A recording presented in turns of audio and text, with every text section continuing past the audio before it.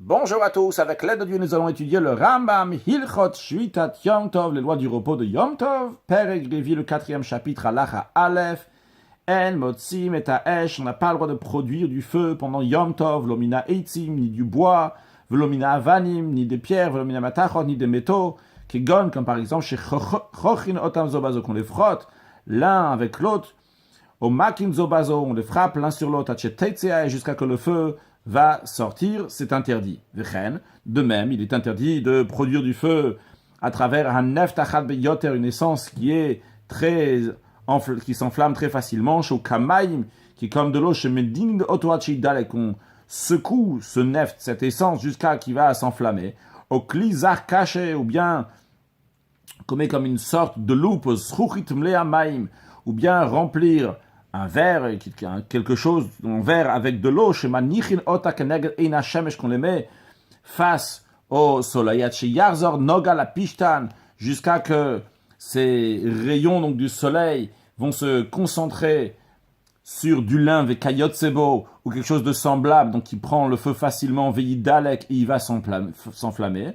C'est-à-dire, on n'a pas le droit de mettre le verre d'eau face au soleil de manière que les rayons vont se concentrer sur le lin et le lin va s'enflammer. Kolze, toutes ces possibilités que nous avons dit, tout ce qui est similaire à ça, donc qui fait du feu, qui produit du feu, Asurbe Yom Tov, c'est interdit pendant Yom Tov. Ah, et a priori, on a appris qu'on a le droit d'allumer du feu pendant Yom Tov. On a appris même quand c'est pas Tzorech Achila, on a le droit d'allumer du feu. Quand même, chez le Routar, Yom Tov, le Avir Mesh Mitsuya, Yom Tov, c'est permis d'allumer d'un feu qui est préexistant. Aval le Amtsiesh, mais de produire du feu. Assour, c'est interdit. Pourquoi c'est interdit? Yom Tov, vu qu'on peut faire ce feu-là, depuis la veille de Yom Tov, on peut produire ce feu. Halachabet, Afal Pishehutra Avara Yom Tov. Bien qu'il est permis donc d'allumer du feu, on a appris donc c'est pas allumer du feu, donc c'est de faire passer un feu à un autre feu pendant Yom Tov. On a appris même chez l'ol tzorer, donc même si ce n'est pas nécessaire, on a le droit d'allumer du feu. Quand c'est pas nécessaire pour la nourriture, on a le droit d'allumer le feu. Mais asur le chabot et taesh, il est interdit d'éteindre le feu. Afilu huver le tzorech achila, même si ce feu-là, il a été allumé, c'était tzorech achila. On n'a pas le droit de l'éteindre après. Pourquoi? Shakibu imelacha. Parce que le fait d'éteindre, c'est un travail parmi les travaux qui sont interdits de faire Yom Tov. Et c'est pas quelque chose qui est tzorech achila. Et de même qu'on n'a pas le droit d'éteindre le feu, car de même on n'a pas le droit d'éteindre une lampe. S'il a éteint, il reçoit les 39 coups de bastonnade, comme quelqu'un qui a tissé, qui est interdit pendant Yom Tov, ou qui a construit quelque chose pendant Yom Tov, c'est interdit. On n'a pas le droit d'enlever l'ouverture d'une lampe pour qu'elle va s'éteindre. On va expliquer. Donc, comme on peut le voir ici, il y a ici une lampe. Là, on met l'huile. Il y a la mèche qui se trouve ici. Évidemment, donc tant que l'huile va vers la mèche, eh bien par cela, la mèche, elle brûle. Maintenant, c'est quelqu'un, il va être messalek. J'ai traduit par enlever, en réalité, c'est plus juste de dire en messal, il ne faut pas élever plutôt, il ne faut pas mettre vers le haut, donc le haut de la mèche. C'est-à-dire que je prends ça et je le lève comme ça, de manière que l'endroit où se trouve la mèche va aller plus haut, et l'huile donc va aller plus bas. De telle manière, donc, ça va s'éteindre. C'est interdit de faire ça pendant Yom Tov. De même, il est interdit d'enlever de l'huile. Ça, même si, par exemple, il va encore rester de l'huile, et donc tu éteins pas directement, mais ça fait que ça va s'éteindre plus tard. C'est aussi interdit pendant Yom Tov. Encore un point. Il est interdit de couper l'extrémité de la mèche avec un ustensile. Aval nofet cette rocha, s'il veut, il peut effleurer son extrémité beyado avec sa main pour enlever la partie carbonisée de la mèche, pour enlever le pecham qu'il y a sur la mèche. Agouda shel eitzim, shehoud le kabimedura, un fagot de bois qui a été allumé dans un bûcher. Kolet shelo achazaboa esh, si le feu n'a pas encore saisi ce morceau de bois, mutar le chant, on a le droit d'enlever ce morceau de bois. Ve'eino dome le meisir shem minaner, ça ne ressemble pas à celui qui enlève l'huile de la lampe. Ici, dans l'huile de la lampe, on a dit c'est interdit, parce que tu fais un gramme kibouille, tu fais que ça va s'éteindre un peu plus tard, ça va s'éteindre plus vite. Mais lorsqu'il s'agit du bois, tant que le feu n'a pas saisi le bois, mais tu peux encore enlever ce bois du bûcher. Halakha dalet. Il est interdit d'éteindre un incendie pour sauver de l'argent pendant Yom Tov, que de même qu'il est interdit d'éteindre un incendie pendant Shabbat pour sauver de l'argent. Et la manicha, il laisse le feu, il laisse l'incendie, il sort. Il est interdit d'éteindre une lumière pour pouvoir avoir des relations conjugales. Les relations conjugales sont interdites s'il y a de la lumière. Il n'a pas le droit de l'éteindre, cette lumière, pour pouvoir avoir la relation conjugale. Et la kofé à lave-cli, qu'est-ce qu'il peut faire? Il peut recouvrir cette bougie en mettant un ustensile sur la bougie, sur la lampe. Ou bien il fait une séparation entre lui et la bougie. Ou bien il prend la lampe, il l'amène dans une autre maison, dans une autre pièce. Mais s'il ne peut pas faire une de toutes ces options-là, donc c'est interdit d'éteindre quand même, et il n'a pas le droit d'avoir une relation conjugale, jusqu'à que la lumière va s'éteindre d'elle-même. Il est permis de déplacer la lampe lorsque la lampe est encore allumée. On ne décrète pas, non, on va t'interdire de la déplacer de peur qu'en la déplaçant, ça va s'éteindre. Encore un point, il est interdit de poser la lampe sur un palmier avec kayotsebo, ou bien sur quelque chose qui est similaire à ça, donc quelque chose qui est rattaché au sol, qui est rattaché à la terre, Yom Tov pendant Yom Tov. Pourquoi de peur qu'il va venir à se servir de quelque chose qui est rattaché au sol, donc qui pousse de la terre pendant Yom Tov, et les sages ont interdit d'utiliser donc un arbre ou toute chose qui est rattachée au sol pendant Yom Tov. Il est interdit de faire fumer des encens pendant Yom Tov, c'est-à-dire de mettre des encens sur des braises pendant Yom Tov. Pourquoi c'est interdit? Parce qu'il éteint lorsqu'il met les encens sur les braises. Eh bien, ça éteint les braises. Même si le but, pourquoi il est en train de mettre ses encens sur les braises, c'est pour pouvoir sentir cette odeur. C'est quand même interdit. Inutile de dire que si la raison pourquoi il met ses encens, c'est même pas pour lui-même les sentir, mais c'est les gamer et abayt et kelim, c'est pour mettre une bonne odeur, donc pour imprégner la maison et des ustensiles ou des vêtements, donc avec une bonne odeur chez Oasur, que c'est interdit. Il est permis de fumer de faire fumer des fruits pour qu'ils vont avoir un bon goût. Comme ça, ils vont être aptes à être consommés. De même qu'il est permis de griller de la viande sur du feu. Bien que quand on met de la viande sur du feu, il y a la graisse de la viande qui tombe sur le feu et qui les éteint. Ici aussi, si c'est pour les fruits, donc c'est tzorech achila, et bien dans ce cas-là, il a le droit de mettre les fruits sur les braises. Pas exactement sur les braises. Il met sur les braises des encens et au-dessus, donc il met les fruits pour qu'ils vont avoir une bonne odeur. Il est permis de radoucir la moutarde avec un métal incandescent, mais non pas avec une gachelet, une braise qui est en bois, parce qu'il l'éteint. Encore un point, on n'a pas le droit d'éteindre le feu que pour pas que la marmite dans laquelle il y a de la nourriture ou que la maison va s'enfumer, qu'il va y avoir beaucoup de fumée, on n'a pas le droit d'éteindre pour cela le bois. Donc, en quelques mots, on a vu, on n'éteint pas donc, pendant Yom Tov. C'est l'expression qu'on avait vue, et la seule exception qu'on a vue, c'est pour les fruits, de même, donc dans le même esprit qui est pour la viande qui est mise sur le feu. Halacha Zayin. Il est interdit d'attiser le feu avec un soufflet pendant Yom Tov, qui est des chelouya, c'est d'ailleurs Shaoumanimos, il ne faut pas qu'il fait comme les artisans font lorsqu'ils veulent attiser le feu. Mais il peut attiser le feu avec un tube. On n'a pas le droit, pendant Yom Tov, de faire du charbon de bois. On n'a pas le droit de tresser la mèche. On n'a pas le droit de la brûler légèrement. On n'a pas le droit de couper la mèche en deux avec un ustensile comme des couteaux ou un ciseau. S'il veut que la mèche donc, va être disponible donc, pour pouvoir l'allumer et il a besoin donc elle devient plus dure, eh bien avec sa main il peut l'écraser comme ça, la rendre dure.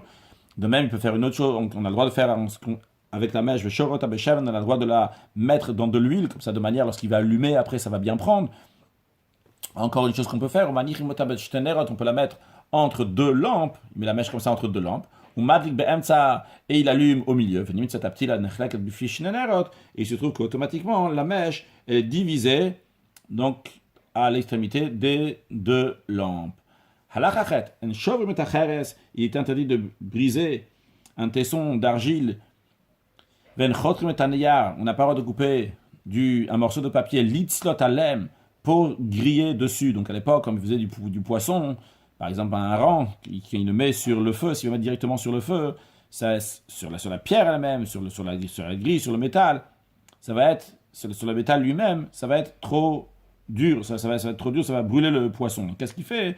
Il met un morceau de tesson, ou bien un papier sur lequel on met aussi de l'huile dessus, et comme ça, donc le poisson, la nourriture, ne va pas se brûler. Alors pendant Yom Tov, on n'a pas le droit de casser ce morceau de tesson, ou bien de déchirer ce morceau de papier pour griller dessus. On n'a pas le droit de couper un roseau, la sotokemoshafud, pour en faire une sorte de broche, pour griller donc de la viande. Encore un point, shafut chez Nirtzaf, s'il y a une broche qui s'est tordue, bien qu'il peut la redresser biyado avec la main, quand même, elle on n'a pas le droit de la ranger. S'il y a deux ustensiles qui sont rattachés au début lorsqu'on les a confectés, ils ont été attachés. Imaginons par exemple, ici c'est deux lampes-là qui sont rattachées comme ça, et après il y a juste comme ça à couper à ce niveau-là pour en faire deux lampes.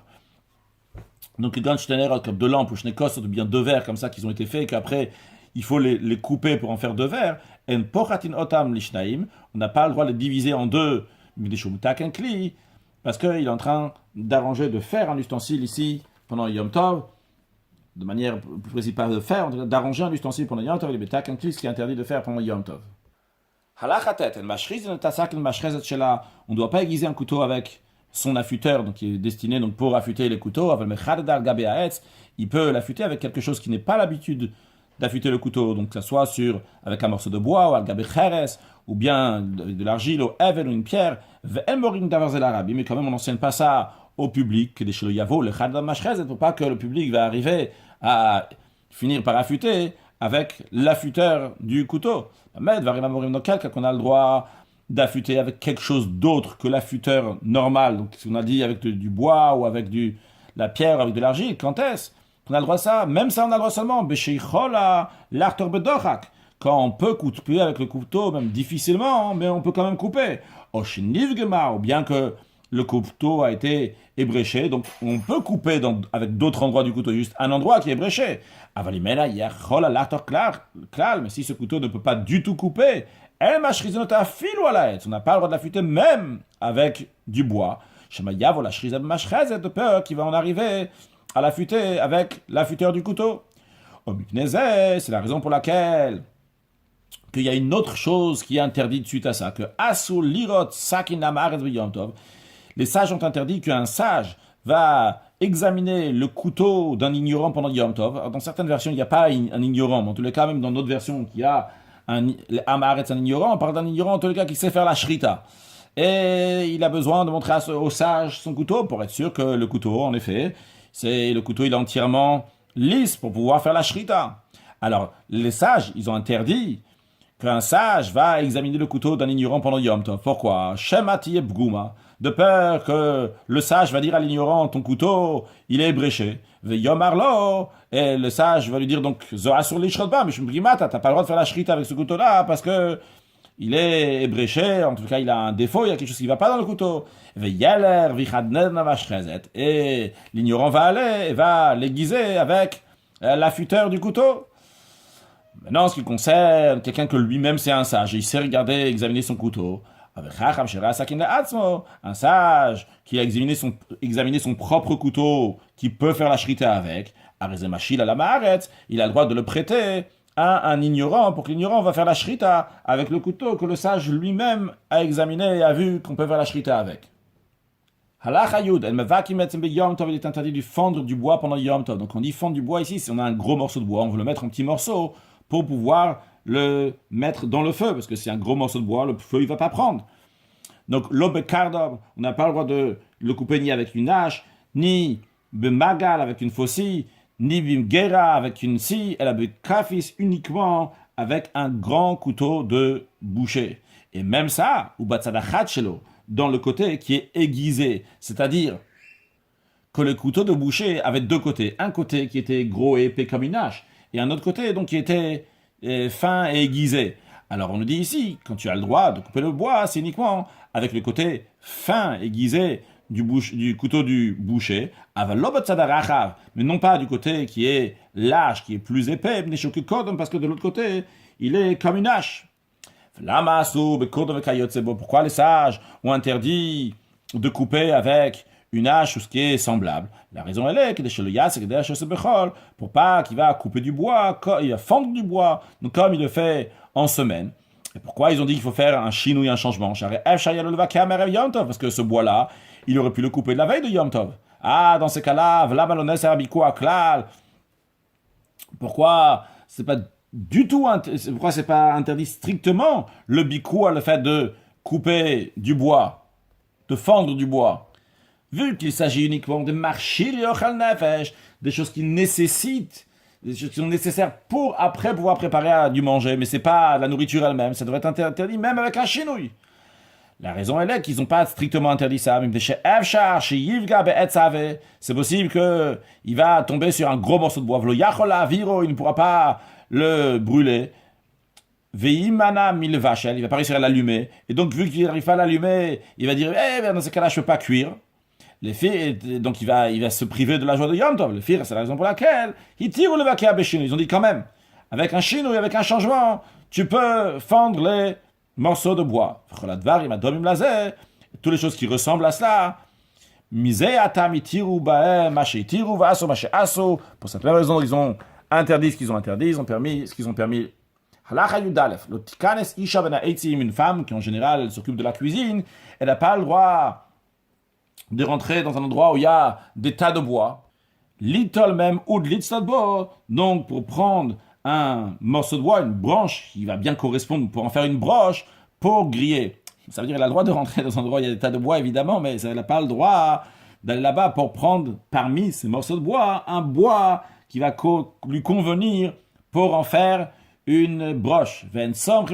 Encore un point. On n'a pas le droit de soutenir une marmite, velo adalet, ni une porte, bibkat shel kora, avec un morceau de bois ordinaire, un morceau de bois qui n'est pas un keili, shelo itiru, taltel etzi biyom tov la saka bilvad, parce que toute la raison que les sages ont permis de déplacer, tout ce qu'ils ont permis les sages de déplacer, c'est des morceaux de bois qui sont pour la combustion, mais non pas pour d'autres choses. Si c'est un kéli, alors si c'est un récipient, on a le droit de le déplacer de toute façon, mais si c'est pas un récipient, c'est juste un morceau de bois comme ça ordinaire, ça on n'a pas le droit de le prendre, si c'est pas pour la combustion. Halacha yudbet. Mesalkim trisechanuyot. Pendant Yom Tov, on a le droit de lever des volets des magasins. Alors il s'agit ici des magasins qui ne sont pas fixes dans le sol. C'est comme une caravane, un bungalow comme ça, donc qui va, on peut le déplacer, l'amener d'un endroit à l'autre. Et la manière donc de le fermer, c'est avec donc un morceau de bois. Et on enlève ce morceau de bois lorsqu'on veut ouvrir ce bungalow, on veut ouvrir ce magasin. Alors, à l'époque, la manière ce qu'ils faisaient, c'est qu'ils enlevaient cette porte-là, donc comme ça, ils ouvrent leur magasin, et cette porte-là, elle devient la table qu'ils mettent devant le magasin. Donc, pendant Yom Tov, justement, on dit qu'on a le droit de lever ces volets de magasin, ou marzerinotan, et on a le droit donc de remettre après, be Yom Tov, pendant Yom Tov. Pourquoi? Quelle est la raison qu'on a le droit de faire ça? La raison, elle est pour qu'il puisse sortir donc des épices qu'il a le droit, qu'il en a besoin du magasin. Mais Simchat Yom Tov ne va pas se priver de la joie de Yom Tov. Parce que si on avait dit que tu n'as pas le droit de remettre après ta porte, je veux dire, je ne vais pas ouvrir mon magasin, comme ça je vais laisser ouvert après. Donc, on te permet d'enlever la porte et la remettre. En vérité, c'est pas qu'on permet de l'enlever. L'enlever de toute façon, on a le droit. C'est surtout qu'on n'a pas le droit de la remettre. Et on lui permet donc de la remettre pour pas qu'il va dire « Ah, je vais pas aller prendre des épices ». Ça s'applique. Ce qu'on vient de dire qu'on a le droit d'enlever, de remettre cette porte. Si ces portes-là, ils ont un tir, ils ont un gond, mais au milieu ici, là, comme on peut voir, là c'est le cadre de la porte du magasin. Et ici, il y a un tir, il y a un gond, comme ça, qui rentre ici, donc au milieu. Quand on dit au milieu, c'est que tu prends du haut en bas, et donc sur le côté, au milieu, il y a donc un tir, il y a ce que tu rentres à l'intérieur, donc ce pivot, ce gond, comme ça, va rentrer à l'intérieur. Donc uniquement comme ça. Pourquoi comme ça? Parce que quand tu prends comme ça, tu es obligé de sortir à chaque fois donc la porte et la remettre. On va expliquer dans un instant que ça change.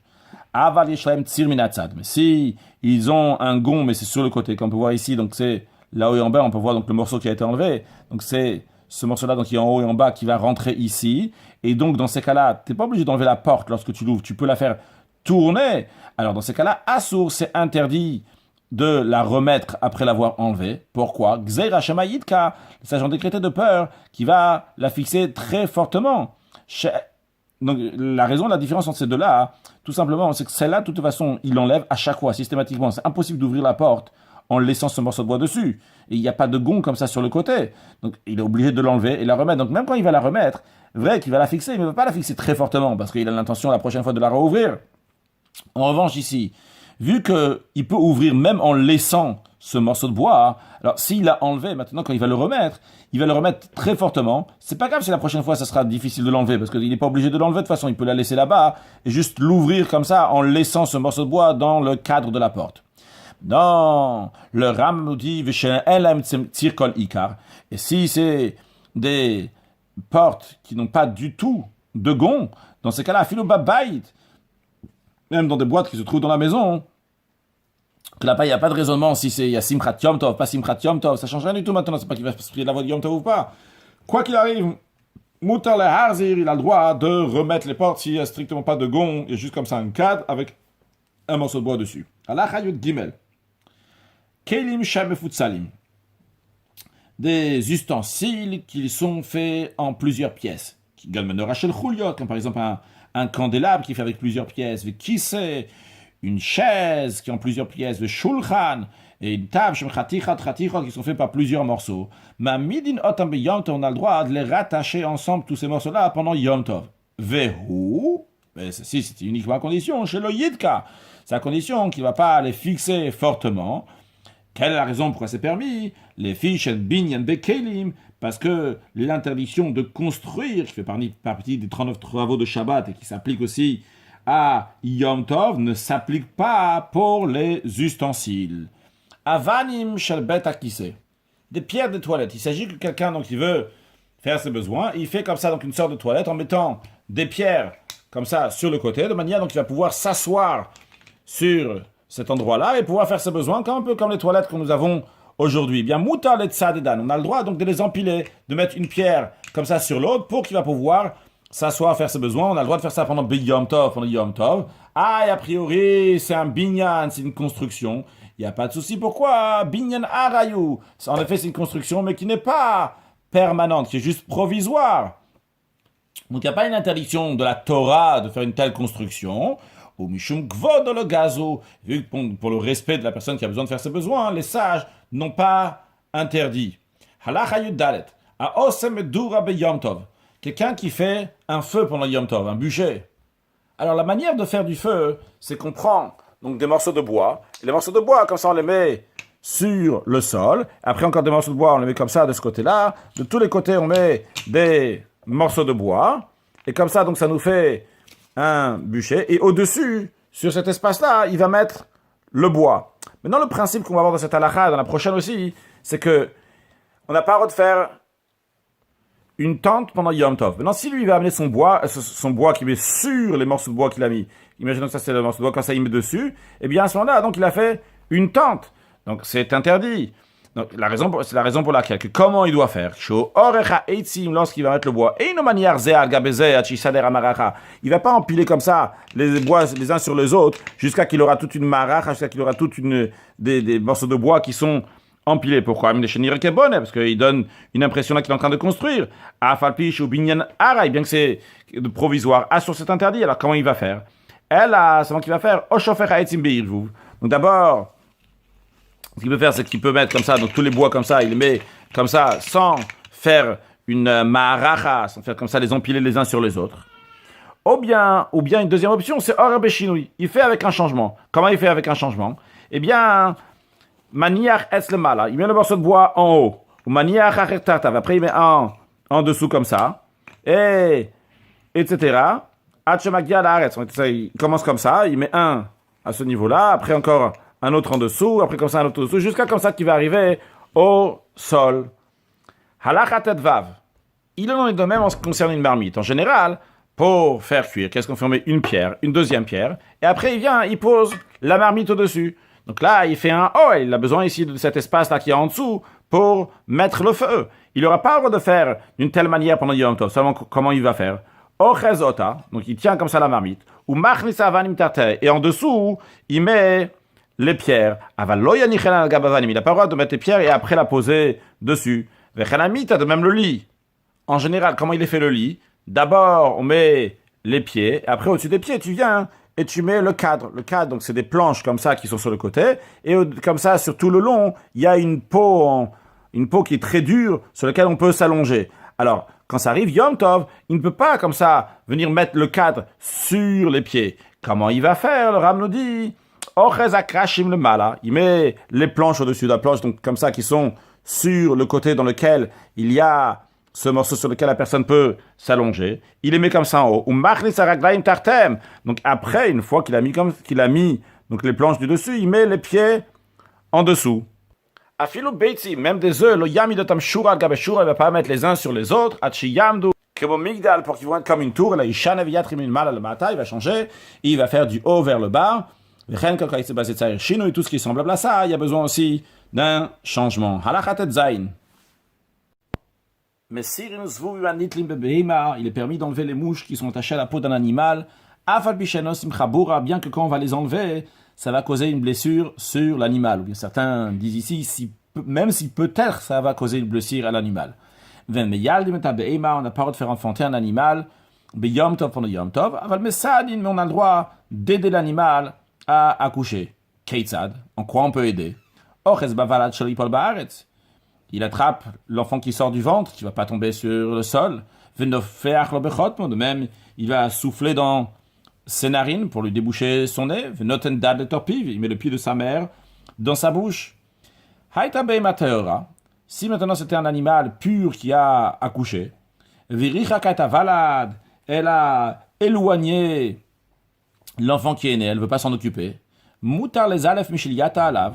On a le droit de prendre le placenta, le tremper dans l'eau, et de prendre cette eau et asperger sur l'enfant qui est né. Veliten boul meler berachma, ou bien une autre option, de mettre une poignée de sel dans sa matrice, pour qu'elle va avoir pitié de lui, pour avoir miséricorde de lui, et s'en occuper. C'est expliqué dans la Gemara que ces choses-là, ça fait à l'animal un souvenir. Quand il sent l'odeur du placenta, ça peut faire qu'il va se rapprocher de l'enfant. Le fait de lui mettre une poignée de sel dans la matrice, ça va lui faire souffrir, ça va lui rappeler que c'est elle qui l'a accouché. Donc ça, c'est uniquement si c'est un animal qui est pur. Avalatmeya, mais si c'est un animal qui est impur, asula sotlaken, c'est interdit de faire ça pendant Yom Tov, le fichier inatsricha, parce qu'elle n'a pas besoin de ça. Quand on dit elle n'a pas besoin, de toute façon, que même si on veut faire ça, ça ne va pas aider. Juste faire information, bien que c'est évident, quand on dit pur, donc c'est un animal qui est cachère, quand on dit impur, c'est un animal qui n'est pas cachère. Halacha Yudzain. Kli shenitma merev Yom Tov, un ustensile qui est devenu impur. Donc la veille de Yom Tov, il était déjà impur. En madbilin otobe Yom Tov, on n'a pas le droit de tremper au mikvé le jour de Yom Tov. Pourquoi les sages ont interdit? Gzeira shamaya sheotobetumato. De peur que la personne va le laisser dans un état d'impureté. Les gens ils vont dire, bon, je vais attendre ça, de toute façon pour Yom Tov. Et Yom Tov, on n'a rien à faire, de toute façon, on ne travaille pas. Et entre-temps, donc l'ustensile, il reste dans l'impureté et il risque de s'en servir pour la terouma, pour la dîme, donc pour des choses qui sont consacrées. Et il va se servir de cet ustensile. Maintenant, s'il y avait de l'eau qui était impure, et de l'eau qui est impure aussi peut devenir pure lorsqu'on la trempe dans le mikvé. C'est-à-dire, on trempe, on prend l'ustensile dans lequel il y a de l'eau impure. Cette eau impure a besoin de descendre, on entend de la mettre dans le mikvé. Et dès que cette eau va être en contact avec l'eau du mikvé, elle devient pure. Donc, si il avait besoin de l'eau qui est à l'intérieur, dans ces cas-là, il peut tremper cet ustensile avec les eaux impures qui est à l'intérieur. Il n'a pas de quoi craindre qu'en même temps, l'ustensile, le récipient, lui aussi, il est devenu pur. Encore un point. Avant de dire le prochain point, à savoir qu'il y a plusieurs niveaux dans la pureté. Il y a la pureté de base. Quand quelque chose il est pur, Mais les sages ont quand même fait qu'il y a des choses qui sont pures pour des choulines, par exemple, des choses qui sont profanes, ils vont pas être pures pour du maaser sheni, des choses qui sont pures pour du maaser sheni, ils vont pas être pures pour la touma, des choses qui sont pures pour la touma ne sont pas pures pour le kodesh. C'est-à-dire qu'il y a plusieurs niveaux de pureté. Mais c'est-à-dire on passe d'un niveau de pureté à un autre niveau de pureté. Donc c'est à différencier quand quelque chose il est impur et de l'impureté il passe à la pureté. Ici la personne elle a un kli shayatar li touma qui est pur pour la terouma, pour la dîme. Veratzalat bio le kodesh, il veut le tremper dans le mikveh pour qu'il va passer à un niveau de pureté encore plus haut. Mutar la bilo, il a le droit de le tremper pendant Yom Tov parce que c'est pas juste pour enlever l'impureté, mais c'est pour rajouter de la pureté. Et de même, donc, tout ce qui est similaire à ça, c'est-à-dire quand on trempe dans un mikveh pour arriver à une pureté qui est plus grande, ça c'est permis pendant Yom Tov. Halacha Yutret. Klishenitma be Yom Tov, un ustensile qui est devenu impur le jour même de Yom Tov. La veille de Yom Tov il était pur, mais il est devenu impur le jour de Yom Tov. Madbil noto be Yom Tov. Cet ustensile-là, on a oui le droit de le tremper au mikveh le jour de Yom Tov. Maintenant, c'est Nitma akli be mashkin tmeim shem vlad atuma. Avant de lire ça, juste expliquer. Il y a deux sortes d'impureté de manière générale. Il y a le avatuma, donc la source principale d'impureté. Il y a le vladatuma, qui est un dérivé de l'impureté. En ce qui nous concerne, ce qu'il faut savoir, c'est que le vladatuma, le dérivé d'impureté, il ne rend pas impur des ustensiles. Il peut rendre impur uniquement de la nourriture et des boissons. Mais les sages ont décrété que même le vladatuma, le dérivé d'impureté, lui aussi va rendre impur des ustensiles. Et justement, c'est ce que nous avons ici. Nitma akli, on a un ustensile qui est devenu impur. Avec quoi? Avec des boissons qui sont impures. Comment c'est possible que des boissons impures en un keli? C'est uniquement des rabbanan, c'est les sages. Puis chez vlad atuma, vu que ces boissons impures, ils sont uniquement un vlad atuma, un dérivé d'impureté. Et quand même, les sages disent que c'est impur. Quand est-ce qu'il est devenu impur? Mais erev Yom Tov, la veille de Yom Tov.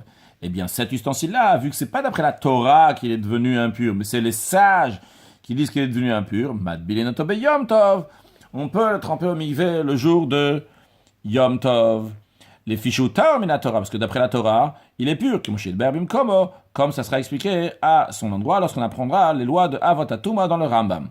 Encore un point, on madlin bitlitame, on a le droit de puiser de l'eau d'un mikveh avec un seau qui est impur, et devient impur automatiquement. C'est-à-dire que si quelqu'un il a un ustensile qui est impur, par exemple un seau qui est impur, il va dans le puits, il va dans le mikveh, il va puiser de l'eau là-bas, et en même temps qu'il puise l'eau, et bien par cela, son seau il est devenu pur.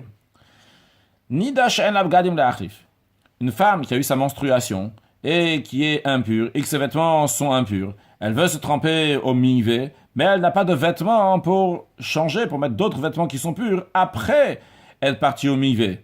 Qu'est-ce qu'elle fait? Ma'aremet, elle agit avec ruse. Vetovelet bivgadea, elle se trempe dans le mikveh avec ses vêtements. Évidemment, il s'agit que ses vêtements sont assez larges, que l'eau rentre en dessous. Il n'y a pas le problème de chatzitza, il n'y a pas le problème que ces vêtements font écran entre elle et l'eau du mikveh. Halacha yutet, dvarim ravi masu b'yom tov v'shum gzeret mikach ou mimkar. De nombreuses activités, les sages ont interdit le jour de Yom Tov de craindre que les gens vont entreprendre des transactions commerciales. Keitzad, quelles sont ces choses que les sages ont interdit? On n'a pas le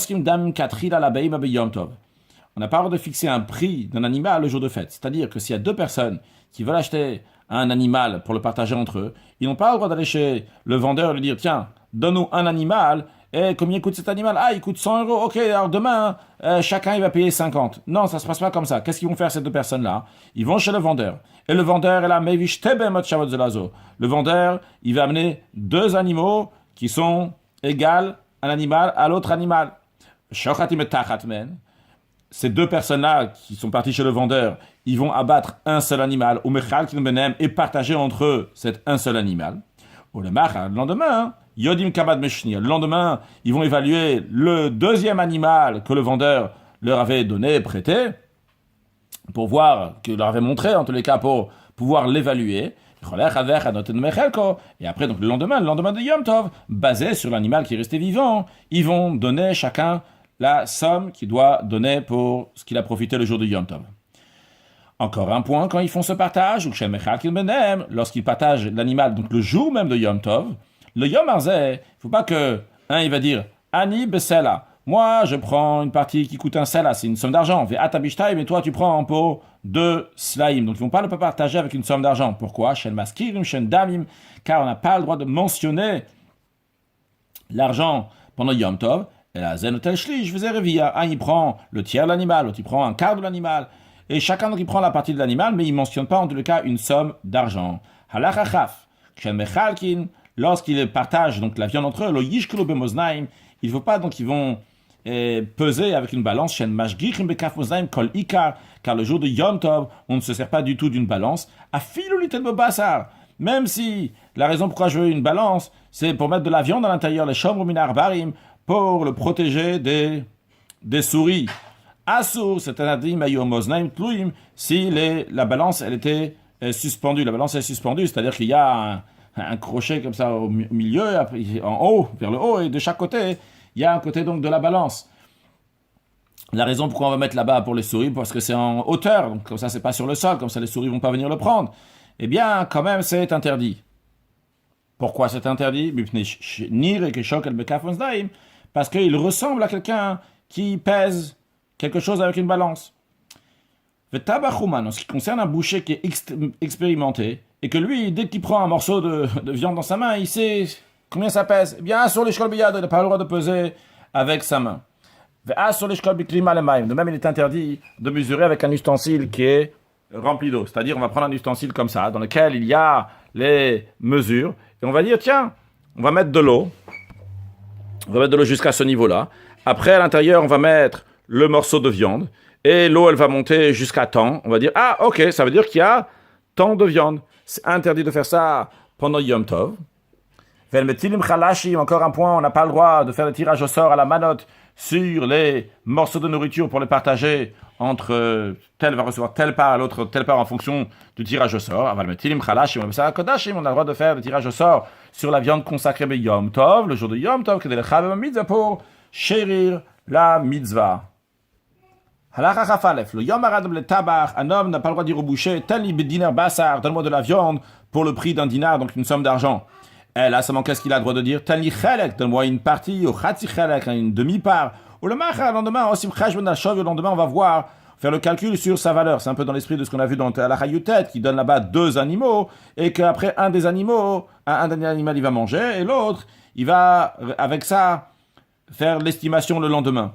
De même, il a pas le droit de prendre un marchand avec une mesure ou avec un poids. Et la comment il fait quand il va chez le marchand? Il dit à l'épicier, au marchand, remplis-moi cet ustensile. Ou le lendemain, le lendemain, donc il va pouvoir voir combien il y a dans cet ustensile, et il va lui donner la valeur qu'il doit en argent. Et même si c'est un ustensile donc, qui est fait pour mesurer, eh bien il a le droit de le prendre et de remplir cet ustensile-là, mais à condition qu'il ne lui mentionne pas le nom, il ne veut pas mentionner verbalement une mesure spécifique. Le boulanger, il a le droit de mesurer les épices, de mettre dans la marmite, pour pas que sa nourriture va s'altérer. Certains disent que ce n'est pas seulement le boulanger, c'est toute personne qui met des épices. Par contre, une femme n'a pas le droit de mesurer la farine à utiliser pour une pâte, donc on parle donc pour faire une pâte. Ça, il n'y a pas besoin de savoir exactement combien de farine tu mets. Si tu mets un peu plus de farine, la nourriture ne va pas s'altérer. De même, il est interdit de mesurer une quantité d'orge pour donner devant son animal. Et l'homme est cher, il fait une estimation environ combien son animal a besoin d'orge, et il donne à son animal. Il est permis d'acheter chez le marchand, chez l'épicier, des œufs ou des noix avec un nombre spécifique. En lui disant, tu me donnes tant de noix, tant d'œufs. De même tout ce qui est dans cet esprit-là, à condition qu'il ne va pas lui mentionner qu'une mesure spécifique. Il ne va pas lui dire, il va pas lui parler d'argent, pardon. Et en plus de ça, velosru minyan, ni la somme de la valeur. Alors qu'est-ce que ça veut dire? Qu'est-ce qu'on y a rajouté ici? Alors minyan, de quelle valeur on parle de nombre qu'il va mentionner s'il ne mentionne pas de l'argent? Alors il dit, s'il devait déjà au marchand 10 grenades ou 10 noix, le Yom Arlo Yom Tov, celui qui vient pour le Yom Tov va lui dire, Tanli à Sarah, donne-moi encore 10, mais en tout comme ça, je t'en devrais 20. Non, il n'a pas le droit de faire ça. Ça manque quoi? Il prend sans faire de compte, et le lendemain, il fera le compte. Donc juste il prend comme ça aujourd'hui, donc il en prend 10, il dit donne-moi 10, il en prend 10 aujourd'hui, et il dit pas je t'en dois en tout 20, il dit pas ça va coûter tant. Le lendemain, il lui dit ok je t'en devais 10, maintenant encore 10 que je t'ai pris hier, donc le jour de Yom Tov, et en tout je t'en dois 20. Halacha Chav Dalet, Olech Adam etzel roe aragil etzo. Un homme a le droit d'aller chez un berger chez qui il a l'habitude de faire des affaires avec lui. C'est-à-dire que le berger n'a pas peur de lui vendre maintenant sans dire ça coûte tant ou ça coûte tant, parce que le lendemain il va lui dire il veut pas. Comment je te demande tant et toi tu veux pas. Donc le berger il n'a pas peur de lui donner. Ouais, c'est la patam. Ou bien quelqu'un qui gave des animaux à ragiletsom encore une fois. Donc c'est quelqu'un qui a la coutume d'aller chez lui. Donc ils se connaissent déjà, ils ont déjà fait des affaires ensemble. Donc la personne a le droit d'aller chez ce marchand qui va lui vendre donc tranquillement, que ce soit des animaux, des oiseaux, tout ce qu'il veut. Mais à condition, chez lui, il va pas lui mentionner une somme d'argent, ni un décompte du total qui va lui dire donc tu me dois tant et tant d'argent, je te devais déjà tant et je vais te devoir encore tant. Ce qui a été prêté le jour de Yom Tov, c'est-à-dire ce que le marchand il a donné à l'acheteur le jour de Yom Tov, à condition que l'acheteur va payer le lendemain, eh bien, c'est considéré un prêt et que c'est réclamé au tribunal. C'est-à-dire que si la personne ne veut pas payer, eh bien, le vendeur va aller au tribunal, il va lui dire, il m'a pris ça pendant Yom Tov, il me doit le rembourser. Pourquoi il peut aller réclamer ça le jour après au tribunal? Si tu vas dire que le vendeur ne peut pas réclamer son argent au tribunal après Yom Tov, dans ces cas-là, le vendeur va pas vouloir donner quoi que ce soit à qui que ce soit. Il se trouve que ceux qui sont dans le besoin, qu'ils ont besoin d'acheter chez le vendeur, eh bien, ils vont se priver de la joie de Yom Tov. Bien qu'on n'a pas le droit de prélever la dîme, les dîmes, le jour de Yom Tov, de la même manière qu'il est interdit le Shabbat. Bien que c'est interdit, mais à savoir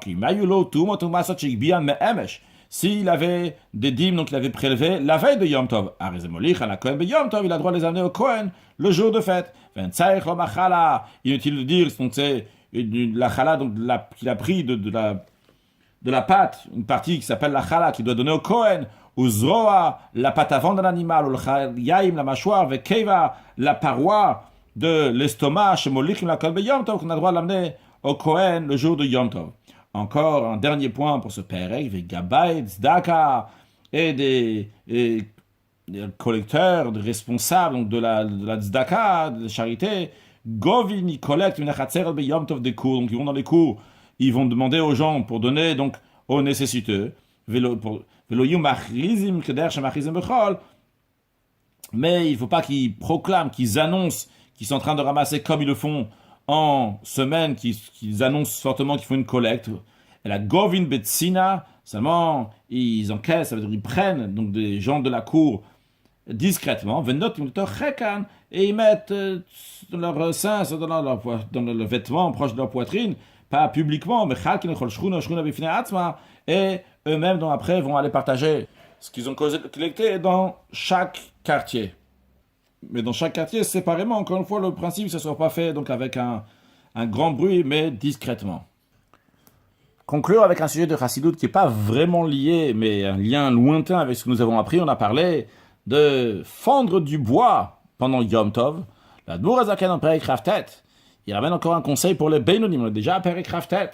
On a déjà parlé du Beinoni, de cette personne-là qui est moyen dans la Chassidoute. C'est quelqu'un qui ne faut pas dans la pensée, la parole et l'action. Donc il est très haut niveau dans le Benoni même, on est déjà bien avancé, on est déjà au chapitre 29. Et l'Adborazakeni, mais des fois ça lui arrive qu'il a timtum alev, que le cœur qui est bouché, il n'arrive pas à ouvrir son cœur pour le service d'Akadosh Baruch Hu, dans l'action, dans la pensée, parole, l'action, mais surtout est bien, mais le cœur n'est pas là. Et des fois il a du mal à faire la guerre contre son Yetzer Hara, le Kadeshat Mutar, pour se sanctifier, même dans les choses qui sont permises, dans ça aussi il faut se sanctifier. Se priver et aller au-delà de ça. Pourquoi il n'arrive pas? À cause de Gveidut Shebelibo, littéralement la lourdeur qu'il y a dans son cœur, la difficulté qu'il y a dans son cœur. Quel est le conseil à cela? L'Admor Azaken dit, il y a écrit dans le Zohar Kadosh que le Rosh Yeshiva dans le Gan Eden dit que de lo salik beneora, un morceau de bois dans lequel le feu ne s'accroche pas, ne rentre pas, mais vatchinle, il faut le fendre, il faut le mettre en morceaux. Alors, il dit la même chose aussi, Goufa de lo salik beneora, lorsqu'il y a un corps dans lequel la lumière nehora de nishmata, la lumière de la neshama ne rentre pas, mais vatchinle, il faut aussi le mettre en morceaux, c'est-à-dire que la lumière de la neshama et le cercle, il n'éclaire pas suffisamment pour dominer sur la grossièreté du corps. Et c'est pour ça donc qu'il faut le mettre en morceaux. Qu'est-ce que ça veut dire le mettre en morceaux? C'est pas chas v'shalom, casser le corps. C'est pas du tout le point, parce que chas v'shalom, on n'a pas le droit de casser le corps. Mais c'est-à-dire que dans le moral, la personne doit dire au corps, qui es-tu? Tu es juste ici, tu déranges le service d'Akadosh Baruch Hu. De quel droit tu fais une telle chose? Comme l'Admor Azaken dit de réfléchir comment ça lui est arrivé dans le passé, donc des avéros, des transgressions qu'il a pu faire, donc pour qui il se prend, et qu'il n'est pas si haut que ça, et de crier sur son Yetzerara, et par cela donc il va arriver à un niveau qui va pouvoir servir à Kadosh Baruch Hu. Et faire très attention à cela, évidemment, ne pas se casser le moral, Chaz Shalom, parce qu'il faut toujours, avec joie et bonheur, servir à Kadosh Baruch Hu. Mais quand ce Benoni qui n'arrive pas, eh bien à ce moment-là, il va faire c'est le conseil que l'Admor Azaken donne, ce qui est écrit dans le Zohar Kadosh. Donc pour pouvoir servir à Kadosh Baruch Hu avec une bonne santé, avec joie et avec bonheur, en plein de petits morceaux du corps, avec tous les petits morceaux, servir à Kadosh Baruch Hu et accueillir Mashiach now. Excellente journée.